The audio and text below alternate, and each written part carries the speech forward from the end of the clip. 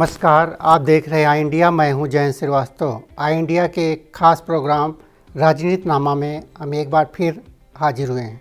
एक और ओमिक्रॉन का खतरा तो दूसरी तरफ देश के सबसे बड़े राज्य उत्तर प्रदेश समेत 5 राज्यों में मनाए जाने वाले लोकतंत्र के उत्सव में अपनी सहभागिता करने को सियासी दल समेत आवाम खुद को तैयार मान बैठी है। हर किसी को आयोग से चुनावी बुलबुल बजने का बेसब्री से इंतजार है।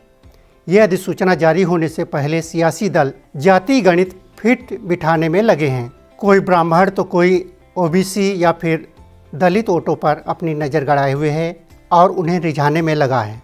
शुक्रवार को पूर्वांचल दौरे में सीएम योगी ने फ्री टैबलेट व स्मार्टफोन बांटकर युवाओं को साधा, तो गोंडा में पूर्व सीएम सपा मुखिया अखिलेश यादव ने पीएम सुरक्षा में चूक पर तंज कसा। उधर ट्वीट के जरिए चुनावी रणनीतिकार प्रशांत किशोर ने 5 राज्यों में होने वाले चुनावों को सुरक्षित तरीके से कराने का फार्मूला बताया। राजधानी लखनऊ दौरे पर आए केंद्रीय मंत्री अनुराग ठाकुर ने उत्तर प्रदेश की सरकार के कामकाज के साथ विकास कार्य और प्रदेश की कानून व्यवस्था पर ध्यान खींचा। साथ ही सपा पर तंज कसते हुए कहा कि शानदार विकास कार्य को देखने के बाद तो राम भक्त पर गोली चलाने वाले भी अब मंदिर जाने लगे हैं। 2 दिनी दौरे पर गोरखपुर पहुंचे मुख्यमंत्री योगी आदित्यनाथ ने शुक्रवार की सुबह गोरखनाथ मंदिर में जनता दरबार लगाकर लोगों की समस्याएं सुनी।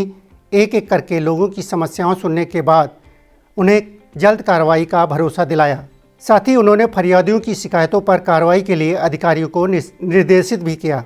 इसके बाद मुख्यमंत्री योगी आदित्यनाथ अयोध्या रवाना हुए। दोपहर को अयोध्या के जीआईसी ग्राउंड में उन्होंने विद्यार्थियों को टैबलेट स्मार्टफोन वितरित किया। साथ ही उन्होंने राष्ट्र संत ब्रह्मलीन महंत अवैधनाथ जी की प्रतिमा का अनावरण किया।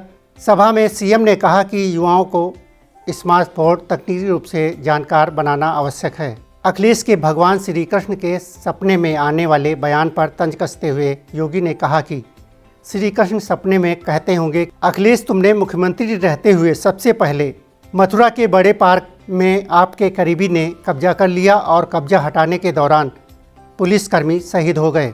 सीएम ने कहा कि जल्द ही अयोध्या में इंटरनेशनल एयरपोर्ट से विमान सेवाओं का संचालन शुरू हो जाएगा। इसके बाद अयोध्या नगरी के विकास को और गति मिलेगी।